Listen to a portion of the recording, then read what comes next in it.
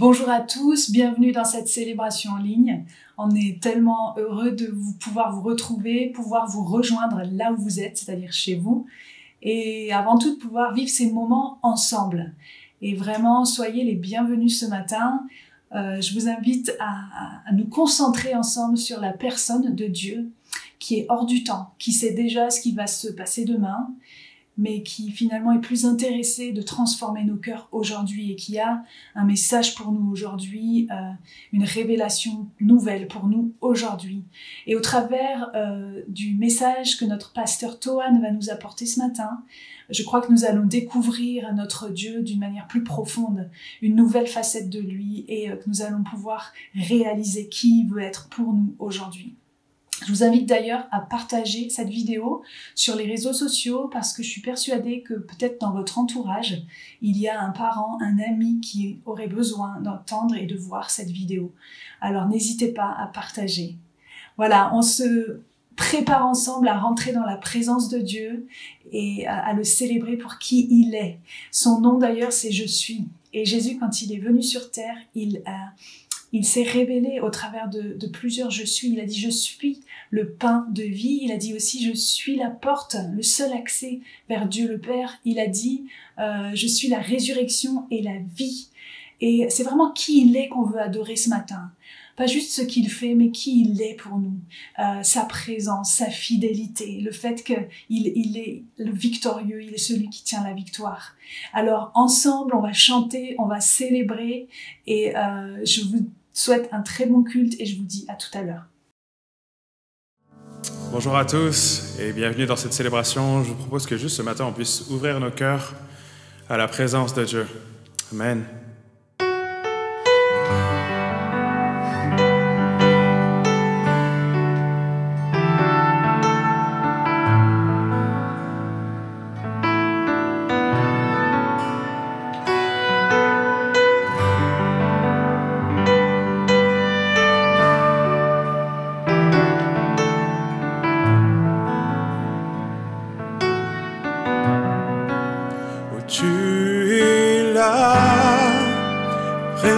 Parmi nous, et je t'adore, oui je t'adore, tu es là, agissant parmi nous, et je t'adore, oui je t'adore, tu traces un chemin au Père des miracles, tu tiens tes promesses, lumière dans les ténèbres, mon Dieu, c'est ce que tu es. Tu traces un chemin au Père des miracles, tu tiens tes promesses, lumière dans les ténèbres, mon Dieu, c'est ce que tu es. Tu es là, transformant nos cœurs, et je t'adore, et je t'adore, où tu es là, guérissant nos cœurs, et je t'adore, et je t'adore, où tu es là, transformant nos vies, et je t'adore, Seigneur, oui je t'adore, où tu es là, tu restaures les cœurs brisés, et je t'adore, et je t'adore, chantons ensemble, tu traces un chemin, au Père des miracles, tu tiens tes promesses, lumière dans les ténèbres, mon Dieu, c'est ce que tu es. Tu traces un chemin au Père des miracles, tu tiens tes promesses, lumière dans les ténèbres, mon Dieu, c'est ce que tu es. Oh, c'est ce que tu es. Oh, c'est ce que tu es. C'est ce que tu es. Oui, c'est ce que tu es. C'est ce que tu es. Chantons. c'est ce que tu es. Tu ne changes pas, c'est ce que tu es.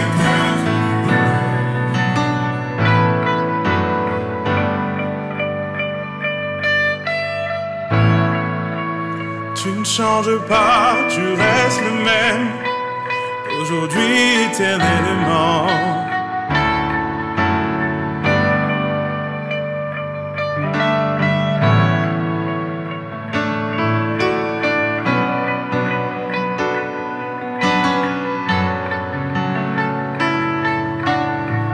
Même quand je ne le vois pas, tu es là.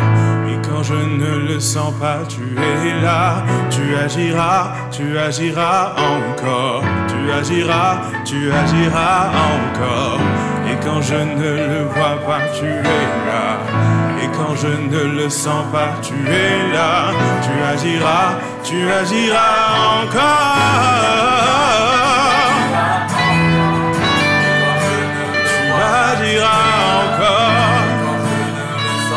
J'ai confiance en toi. Ta parole est immuable.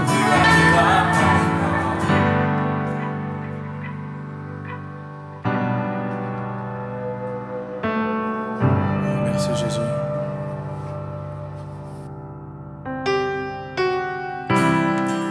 Face à cette muraille, pas encore écroulée, Dieu, tu ne m'as jamais laissé.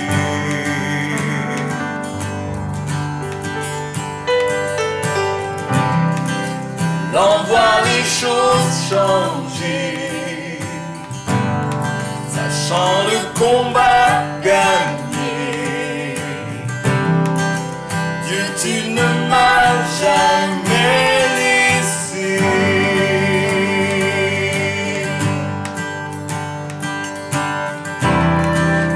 Promesse demain, oh Dieu, tu es fidèle, tu es fidèle, toujours dans tes mains, oh Dieu, j'en suis certain, tu ne m'as jamais laissé.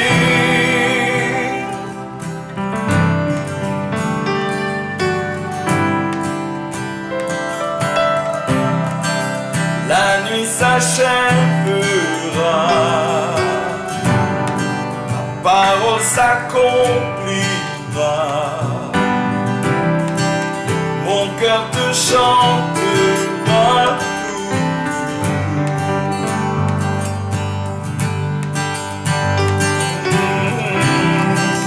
Jésus, tu me suffis, garde-moi dans ton amour,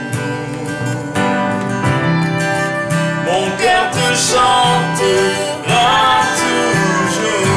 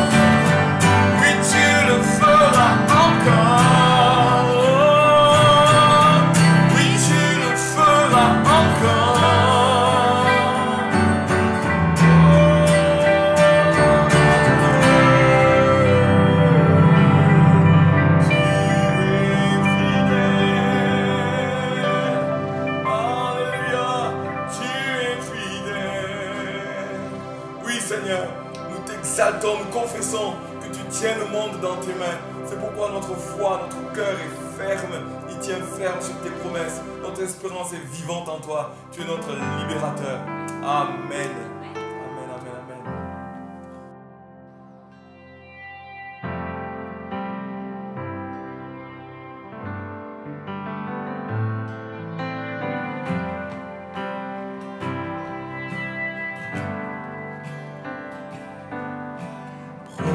Prosterné à tes pieds, je viens, Jésus, devant toi, adorer, magnifier celui qui s'est sacrifié, quittant ton Père pour la terre, tu as laissé ta gloire. Et au calvaire, tu t'es offert, tu es le roi de gloire. Pour qui tu es, j'élève ton saint nom. Pour qui tu es, je veux te donner la gloire. Pour qui tu es, je viens devant ton trône, prosterné pour t'adorer.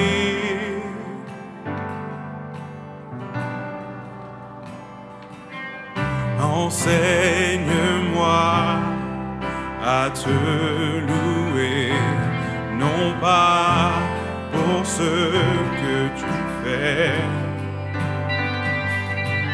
Oh, apprends-moi à t'aimer malgré mes difficultés.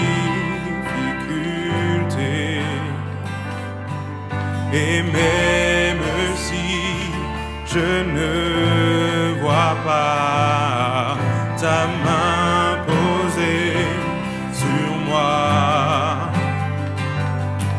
tu as promis qu'à chaque pas, tu serais près de moi. Pour qui tu es, j'élève ton saint nom. Pour qui tu es, je veux te donner la gloire.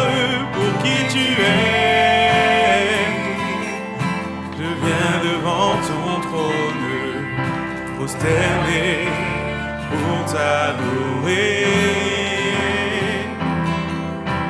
Toute ma vie, je te louerai, Seigneur, pour qui tu es. Toute ma vie, je te louerai, Seigneur, pour qui tu es.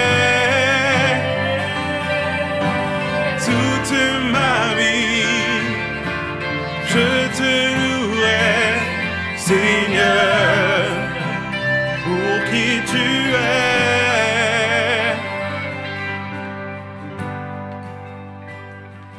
Pour qui tu es, j'élève ton saint nom.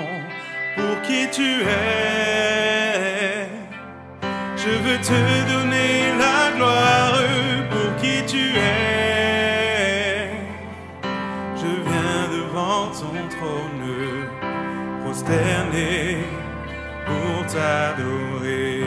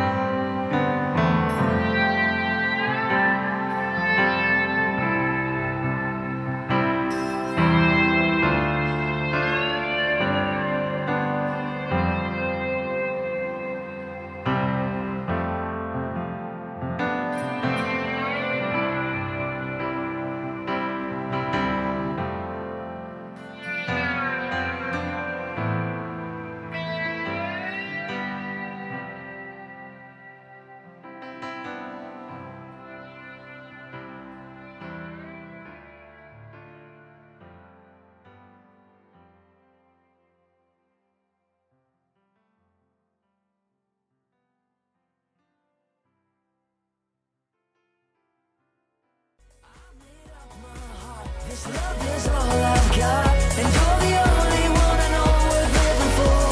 A sweet elevation of praises. There's no one I love more than you. I never knew a love like this before. The kind of life that I could not find on my own. I've seen the world, but I have never been so sure that I want your heart. God, I just wanna be where you are. Where you are. I just wanna be where you are. Where you are.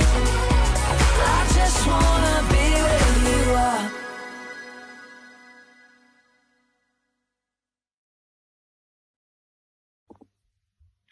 Bonjour à tous. Quelle joie pour moi aujourd'hui et quel honneur de revenir vers vous tous en tant qu'Église. Et aujourd'hui, je vais vous parler des finances. Alors, avant de commencer, j'ai vraiment à cœur d'encourager ceux et celles qui sont touchés dans leurs finances à cause du chômage, à cause d'un arrêt maladie, à cause peut-être d'un manque de travail. Et j'aimerais vraiment vous encourager à vous tourner vers des amis, vers l'équipe pastorale qui peut prier pour vous et qui peut vous accompagner aussi durant cette période. Les finances font partie de notre vie et je pense que c'est pas, on ne peut pas rester seul et isolé par rapport à ces sujets, car je crois vraiment que Dieu a des réserves de miracles et de surnaturel aussi dans ce domaine. Alors concernant les dîmes et les offrandes, il y a plusieurs personnes qui m'ont posé des questions pour savoir où ça en était et de quelle manière on pouvait réellement payer en dehors des virements et de la carte bleue. Alors aujourd'hui, je voudrais vous communiquer qu'avec le comité donc finance, la commission financière de l'Église, je vous communique d'autres possibilités de régler vos dîmes. Alors tout d'abord, vous pouvez payer par chèque en me les envoyant par voie postale directement à l'adresse de l'Église, puisque je relève le courrier très régulièrement. Ensuite, vous pouvez les déposer directement dans la boîte aux lettres. Et pour ceux et celles qui désirent payer leurs dîmes en espèces, parce que chacun de nous, nous avons des convictions et nous avons des fois des moyens de paiement qui ne sont pas les mêmes et pour lesquels nous voudrions vous rendre libre, tous les mercredis matins, entre 9h et midi, je suis sur place et vous pouvez me déposer dans une enveloppe, donc dans la boîte aux lettres, toujours si vous voulez, ou carrément me les donner directement en main propre, de manière à pouvoir continuer à donner vos dîmes. Alors, concernant le montant des dîmes et les cibles à atteindre, il y a quelques mois déjà, j'avais déjà communiqué dessus, et puis après, nous avions fait le choix de communiquer sur d'autres sujets. Et donc, je voulais rappeler que la cible des dîmes est de 15 300 € mensuels. Et aujourd'hui, pour le mois d'avril, qui est clos, nous sommes arrivés à la somme de 12 500. Donc, je reviendrai vers vous d'ailleurs pour communiquer dans les semaines à venir pour les dîmes, parce que c'est une actualité qui est aussi une actualité d'église et qui nous concerne, parce que nous voulons continuer à être fidèles dans le soutien pour les ministères et par rapport aux charges auxquelles nous faisons face mensuellement. Bien évidemment, l'argent fait partie des domaines sur lesquels nous le croyons, Dieu a sa main, en particulier par rapport à la gestion en interne des finances de l'Église. Et si vous avez des questions ou si vous vous posez des questions par rapport à ça, n'hésitez pas à me contacter, je me ferai un plaisir de vous répondre, du mieux que je peux en tout cas. Et j'aimerais vous bénir et bénir chacun de vos foyers afin que vous puissiez passer une excellente journée de dimanche. Merci beaucoup Jasmine pour cette précision concernant nos finances. J'en profite aussi pour remercier toute l'équipe de louanges, toute l'équipe technique qui depuis le début du confinement a vraiment usé de créativité et de compétences aussi pour produire toutes ces vidéos, pour les monter, pour les préparer. C'est un travail vraiment titanesque qui se cache derrière. Alors vraiment, soyez remerciés et que Dieu vous bénisse richement. Voilà, pour compléter aussi les annonces, je vous rappelle le rendez-vous de ce soir à 20h30 sur YouTube où nous allons prier ensemble avec plusieurs églises de France. Cette initiative, c'est une initiative de notre réseau, le réseau qui s'appelle Réseau Nouvelle Connexion. Et pour rejoindre cette réunion, il faut simplement aller sur la chaîne France Prière de YouTube et on aura un temps ensemble de prière pour notre pays. Je vous invite vraiment à être présents. Voilà, je vous rappelle également que Alpha continue. Si vous voulez nous rejoindre, il suffit d'envoyer un mail à l'adresse alpha@egliseclé.fr. Voilà, puis je vous rappelle aussi tous nos rendez-vous de la semaine. On se retrouve le mardi et le jeudi.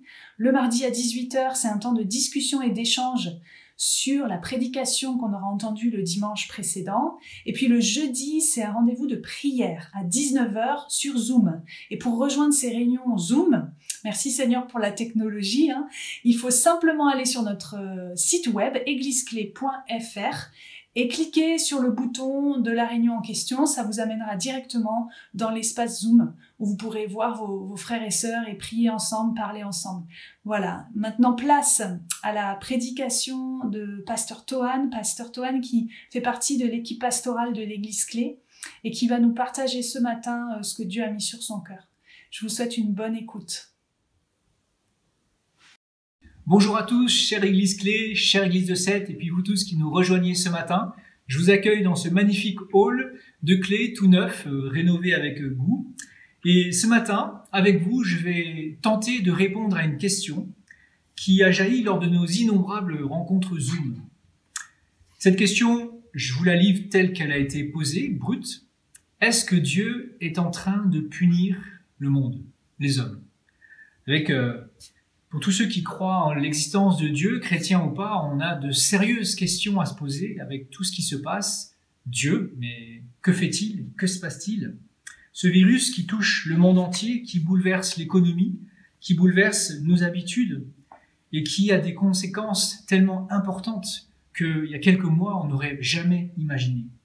Alors Dieu, est-il indifférent? Est-il impuissant? Ou est-ce que Dieu est vraiment en train de punir le monde? Et je voudrais apporter une réponse ce matin à partir des épîtres de Paul aux Romains, chapitres 1 à 8. Et c'est probablement l'épître et le passage de la Bible qui explique le plus en détail la bonne nouvelle, l'évangile. Vous savez que évangile signifie bonne nouvelle, littéralement. Et cette bonne nouvelle commence par une mauvaise nouvelle. Cette mauvaise nouvelle, c'est que Dieu est en colère. Beaucoup de passages dans la Bible parlent de cette vérité difficile à entendre, que Dieu est en colère. Il y a même plusieurs centaines de passages, je ne les ai pas tous relevés, mais qui parlent de ce fait. Paul dit « La colère de Dieu se révèle du ciel contre toute impiété et toute injustice des hommes, qui retiennent injustement la vérité captive. » Romains 1, verset 18. Pourquoi Dieu est-il en colère? Eh bien, Paul va décrire longuement dans le premier chapitre les raisons de cette colère. Les hommes n'ont pas glorifié Dieu. Lui qui est le Créateur, ils ne lui ont pas rendu la gloire qui lui est due. Ils ne l'ont pas remercié. Ils ont remplacé sa vérité par le mensonge. Ils n'ont même pas jugé bon de connaître Dieu. Et Paul décrit avec beaucoup de détails le cœur de l'homme, dans lequel, même si les mots sont forts, mais chacun ne manquera pas de se reconnaître en partie.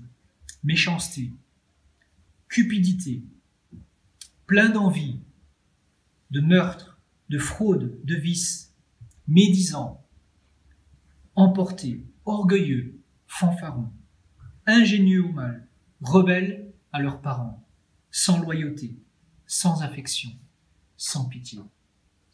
Et Paul conclut, il n'y a pas de juste, aucun qui fasse le bien, pas même un seul. La colère de Dieu apparaît ici comme une conséquence du mal et de son fruit en l'être humain, le péché.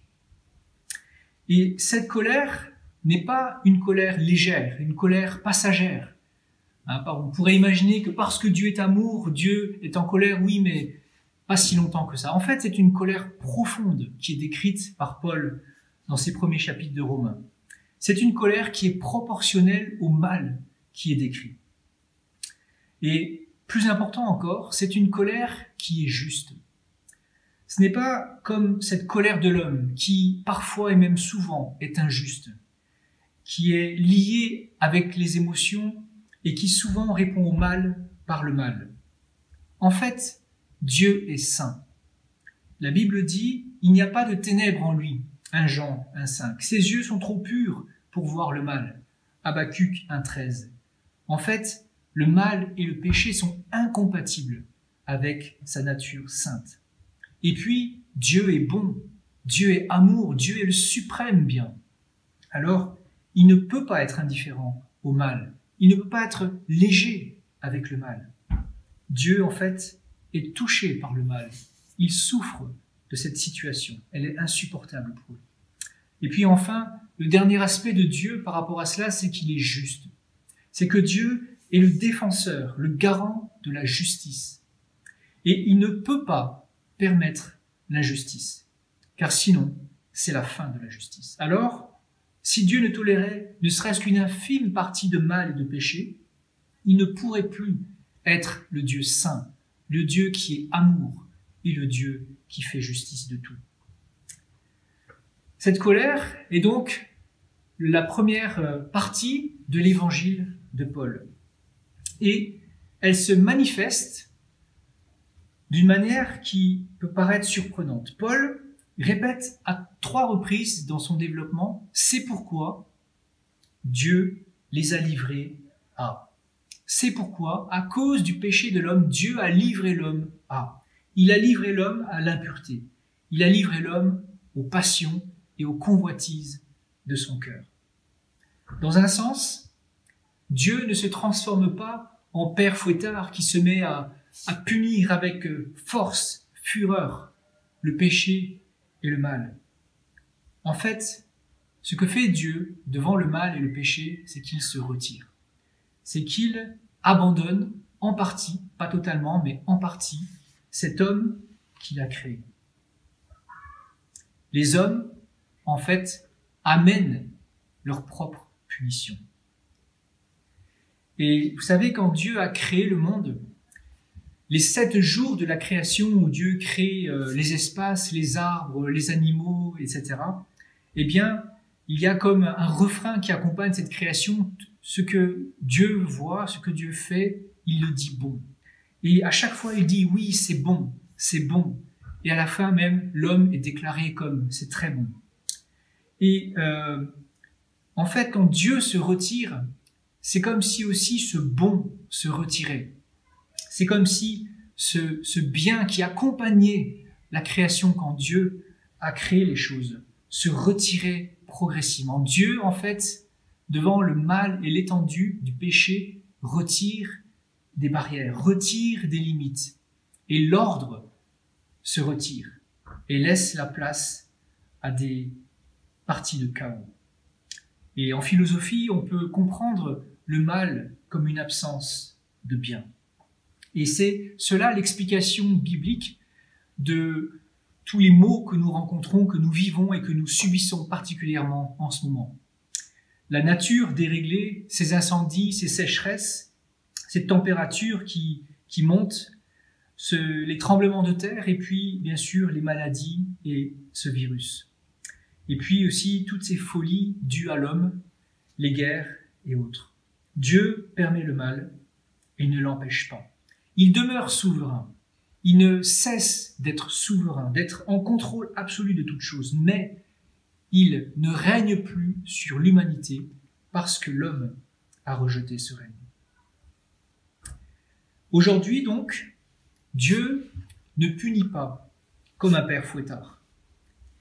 Il ne punit pas, mais il laisse l'homme face aux conséquences de sa révolte.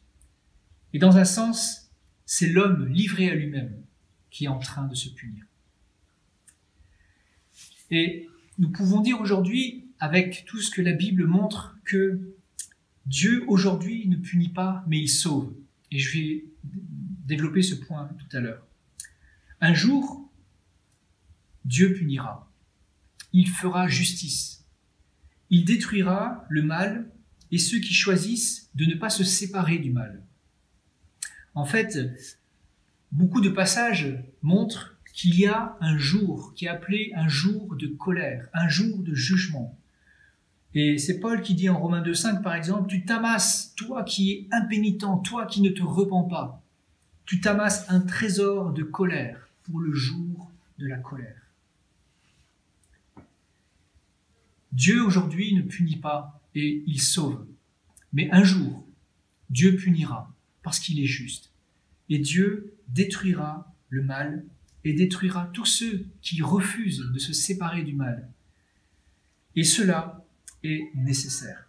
Et pour vous donner un exemple de pourquoi c'est si nécessaire que Dieu fasse justice, je vais citer en exemple un chrétien croate qui a vécu les épurations ethniques lors des années 90 dans l'ancienne Yougoslavie.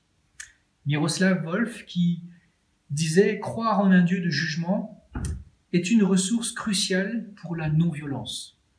La seule manière d'empêcher le recours à la violence par nous-mêmes est de croire pleinement que seul Dieu possède ce droit et qu'un jour, il rendra toute justice. » En fait, pour empêcher les hommes de faire justice eux-mêmes et d'aggraver le mal en répondant au mal par le mal, eh bien, la seule manière, c'est qu'un jour, Dieu lui-même fasse justice.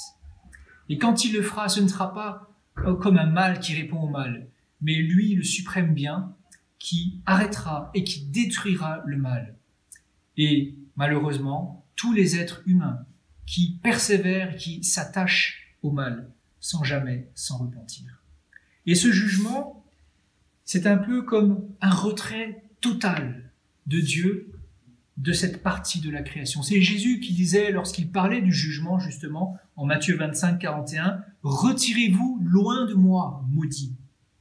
En fait, le jugement de Dieu consiste, je le crois, en une coupure totale de Dieu. Et c'est pourquoi, quand Jésus a subi le jugement sur lui-même à la croix, il s'est écrié « Mon Dieu, pourquoi m'as-tu abandonné ?» À ce moment-là, Jésus a vécu tout ce jugement divin et ça a été pour lui un abandon. Dieu est en colère et ce monde en subit les conséquences. Il est livré à la folie de l'homme. Et pour nous, ce virus, c'est comme un réveil brutal à cette vraie réalité, celle que nous refusons souvent d'admettre, celle que même en tant que chrétiens, nous ne voulons pas vraiment voir. Nous nous berçons alors de séries, de films, de belles histoires où tout va bien ou alors où tout finira bien, mais toujours sans Dieu. Mais la réalité est tout autre. Et le premier pas, c'est de reconnaître cette réalité. Et c'est pourquoi Paul commence l'évangile en annonçant cette mauvaise nouvelle. Alors, Dieu est en colère. Et c'est cela qu'il est important de commencer à saisir. Mais en même temps, Dieu est bon. Dieu est en colère et Dieu est bon. Et l'un n'efface pas l'autre. L'homme, dans l'histoire, a été tenté de effacer justement l'un ou l'autre. Et souvent, c'est le Dieu de colère que l'on efface. Parce que ça nous semble incompatible. Beaucoup ont dit, le Dieu de l'Ancien Testament n'est pas le Dieu du Nouveau Testament. Mais ces deux doivent être tenus ensemble. C'est un paradoxe, c'est un mystère, mais c'est nécessaire pour comprendre l'ampleur de la grâce, toute la grâce. La Bible montre que si Dieu est en colère et Dieu aime et continue d'aimer ceux pour qui il est en colère, il y a une disproportion énorme entre colère et amour. Et il dit par exemple en Exode 34, « Je punis jusqu'à la 4e génération, mais je bénis sur plus de 1000 générations. » Et cet exemple nous montre, ne serait-ce qu'en termes mathématiques, qu'il y a une disproportion sans égale. Dieu, en fait, a un problème. L'amour ne peut pas simplement supprimer la colère comme un coup d'éponge. Je te pardonne parce que je t'aime. Cela n'est pas possible parce que Dieu est juste. Et il lui fallait régler le problème du mal. Vous savez, le problème du mal, c'est peut-être le problème le plus important pour le genre humain. Pourquoi le mal? Pourquoi la souffrance? Pourquoi la mort? Certains minimisent, certains ignorent même et disent « c'est une illusion ». Mais la Bible, elle, affronte cette question et donne une explication claire. Le mal a une origine. Cette origine, c'est le péché de l'homme, pour ce qui nous concerne. Et puis, le mal a une fin. Cette fin, c'est le jugement. En fait, dans le jugement, cette partie de la création vouée au mal sera hors de la présence de Dieu. Et ce qui va rester dans la présence de Dieu, cette nouvelle création, cette nouvelle terre, eh bien, il est dit qu'il n'y aura plus de mal, qu'il n'y aura plus de souffrance, ni plus de larmes. Il y a une fin au mal et à la souffrance. Et puis, il y a aussi une solution. Et cette solution, eh bien, elle est simple, c'est Jésus-Christ à la croix.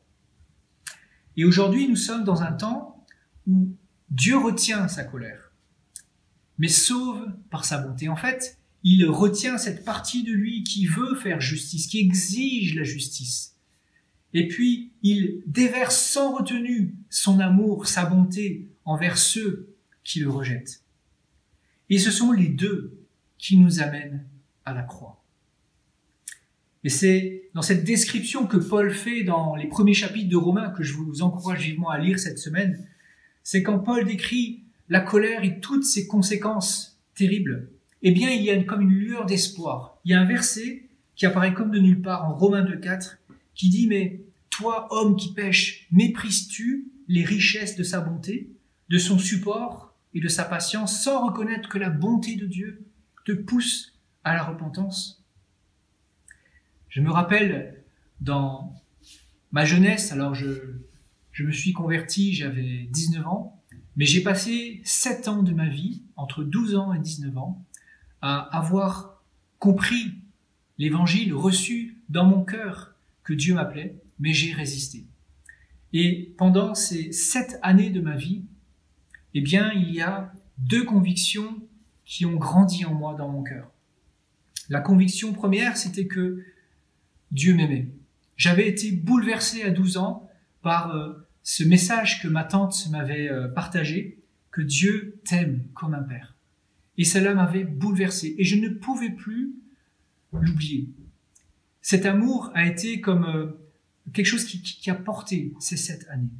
Mais en même temps, Dieu a permis qu'il y ait en moi une autre conviction. C'est celle de sa colère.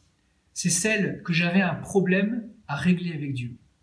Et cette conviction était tellement forte en moi que, dans un sens, elle me gâchait ma jeunesse. Dans un sens, elle enlevait mon insouciance et m'empêchait de pouvoir profiter pleinement de toutes mes bêtises de jeunesse.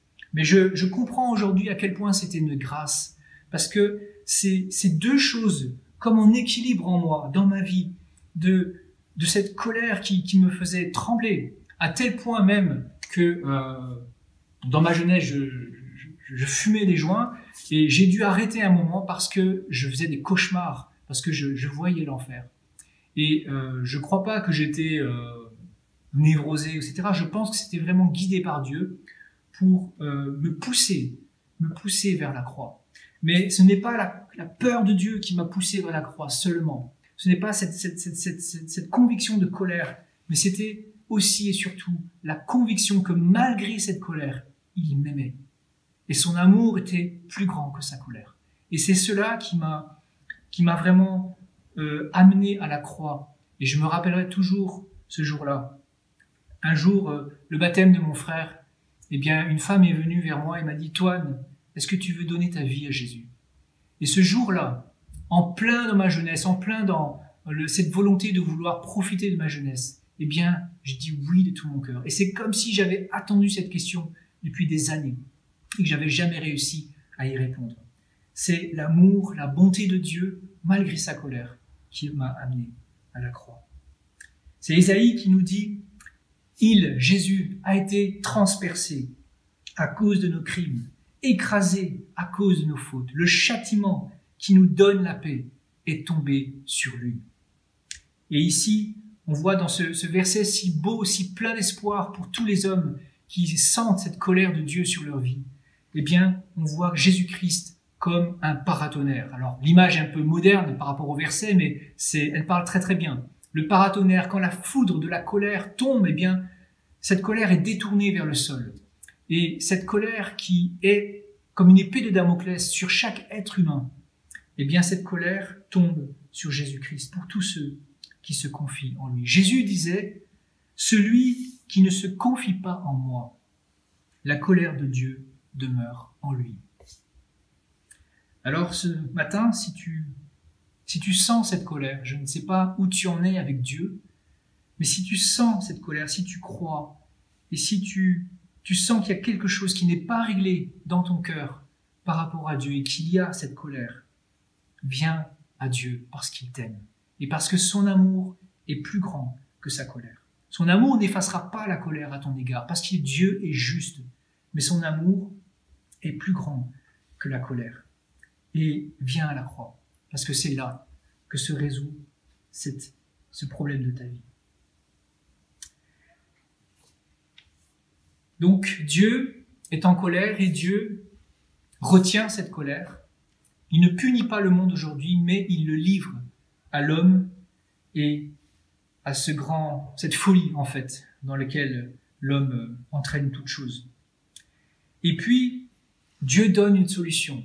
Et Dieu, en fait, sauve. Et c'est ce qu'il fait aujourd'hui à travers la croix.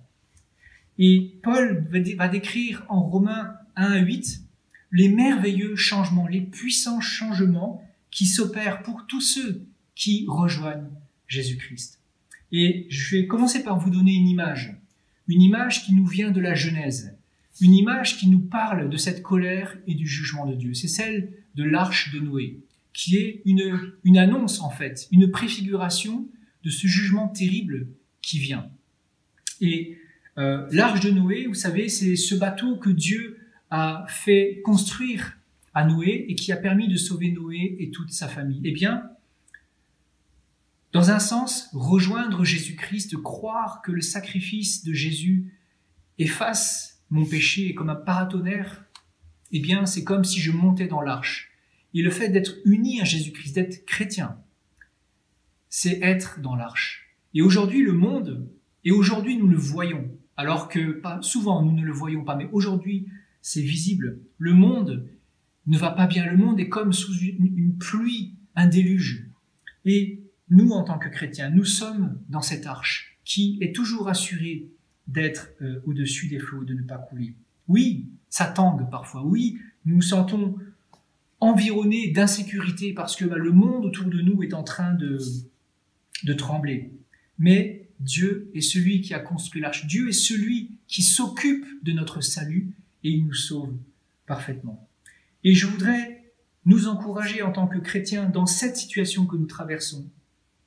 C'est d'abord de vraiment recevoir tous ces merveilleux changements que Paul proclame en Romains 1:8. Et je vais en citer deux.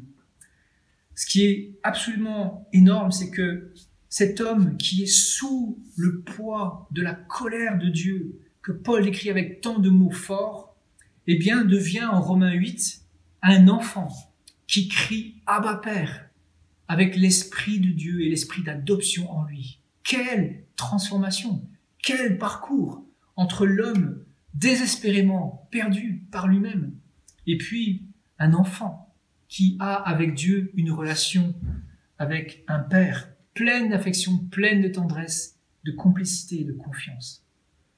C'est Hébreux 12, et je vous laisserai voir cela, qui nous parle de ce que devient la punition pour un chrétien.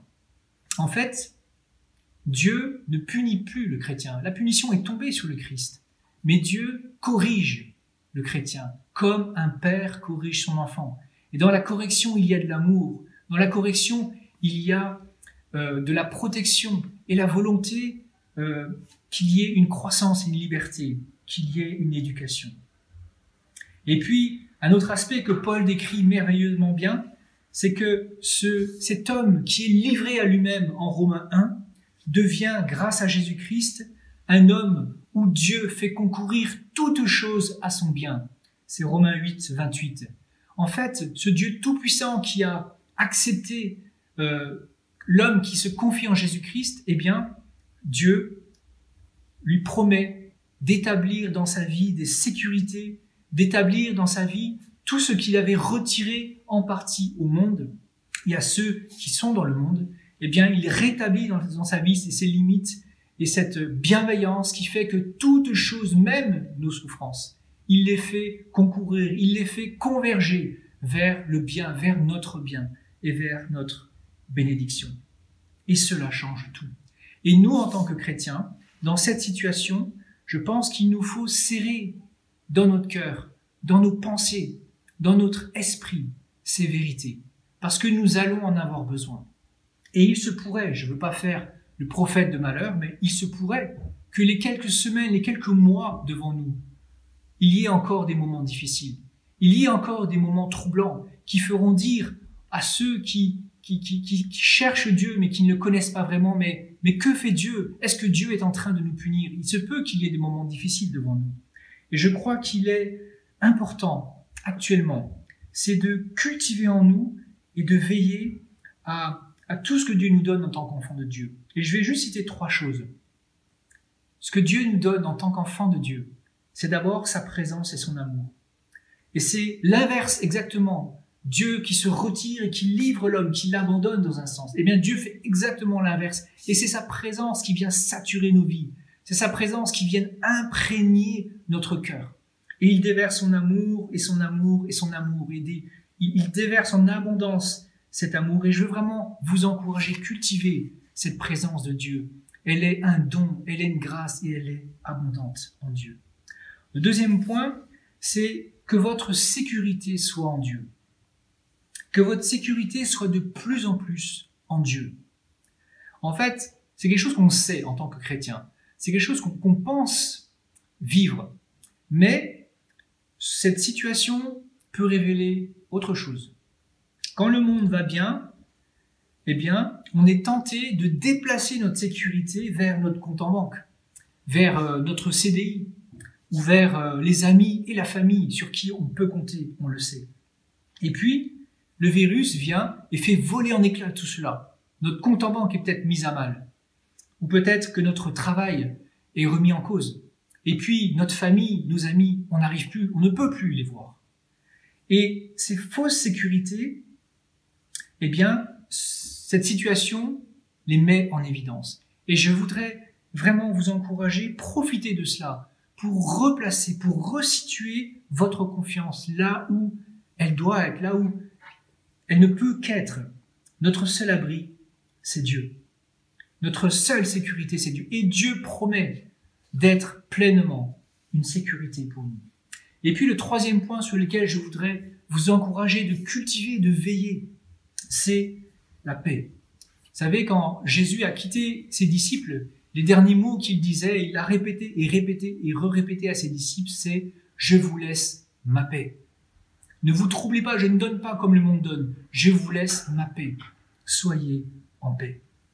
Et il suffit de regarder les informations, il suffit d'écouter et même de discuter avec des gens dans la rue, à une distance de 2 mètres, bien sûr. Eh bien, on est très vite saisi par la peur qui imprègne, et voire même la panique. Et même, on voit des comportements qui nous paraissent scandaleux, mais c'est la peur qui est derrière ces comportements. Et il nous faut, en tant que chrétiens, garder cette promesse et ne pas nous laisser aller à cette peur. Vous savez, même la peur peut être un esprit qui vient profiter, utiliser cette émotion humaine pour nous tenir sous un joug et nous garder loin de la vérité. Mais Dieu nous a sauvés en Jésus-Christ. Vous êtes dans l'arche et vous êtes en sécurité. Et même si tout autour de nous, même si l'eau est comme un déluge, mais vous êtes assurés qu'il y a paix et sécurité pour vous. Et finalement, cette situation nous rappelle une chose qu'on n'aimerait pas entendre, mais que le bonheur ne se trouve pas dans le monde, dans ce monde. Mais le bonheur se trouve dans le monde qui vient. Ce monde qui s'appelle le royaume de Dieu et qui a commencé en vous, qui croyez en Jésus-Christ. Le bonheur est là. Ce n'est pas le temps du bonheur sur terre, comme tous les êtres humains aimeraient. Et c'est évident qu'on le veut. Mais c'est le temps du salut. C'est le temps où Dieu sauve. Et du coup, pour nous, comme conséquence, c'est le temps pour témoigner. Alors, pour conclure sur cette question, je vais y revenir. Est-ce que Dieu punit le monde? Eh bien, je dirais qu'aujourd'hui, non. Dieu ne punit pas le monde. Ce n'est pas le temps. L'homme, en fait, se punit lui-même et Dieu laisse faire. Aujourd'hui, Dieu sauve. Et tous ceux qui placent leur confiance en Jésus-Christ sont comme ceux qui montent dans l'arche. Ils y trouvent paix, sécurité, quelles que soient les circonstances, quelles que soient les choses qui vont venir. Et oui, il viendra un jour où Dieu punira. Il punira ceux qui auront choisi délibérément de ne pas se séparer du mal. Et Dieu, parce qu'il est juste, parce qu'il est amour, parce qu'il est saint, doit, un moment, détruire le mal et détruire tous ceux qui seront restés attachés au mal. Sa colère, juste, fera justice. Mais aujourd'hui, Dieu sauve. Et sa bonté nous pousse à la repentance. Et je pense que c'est cela qui doit nous garder nos cœurs, cette vérité. C'est qu'aujourd'hui, Dieu sauve. Et qu'il y a énormément de personnes autour de nous que Dieu veut sauver. Et il veut nous utiliser pour cela. Parce que sa bonté pousse à la repentance. Et qu'il garde sa colère. Dieu nous aime. Et Dieu nous sauve. Soyez bénis. Et vraiment, je vous invite à méditer ce passage, à relire Romains 1 à 8. Parce qu'il est profond, qu'il amène des paroles qui sont puissantes pour ce que nous vivons aujourd'hui. Je vous souhaite une bonne semaine et une bonne méditation. Soyez bénis.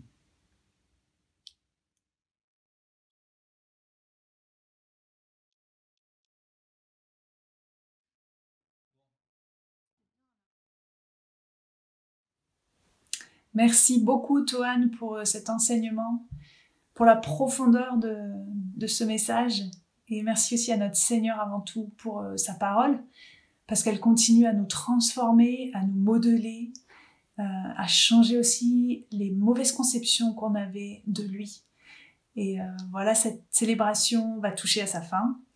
Je vais vous souhaiter une excellente journée. Et bien sûr, je vous rappelle notre rendez-vous de ce soir à 20h30 sur YouTube. On se retrouve donc dans quelques heures. Je vous souhaite un bon appétit là où vous êtes, que le Seigneur vous bénisse et à très très vite. Bisous.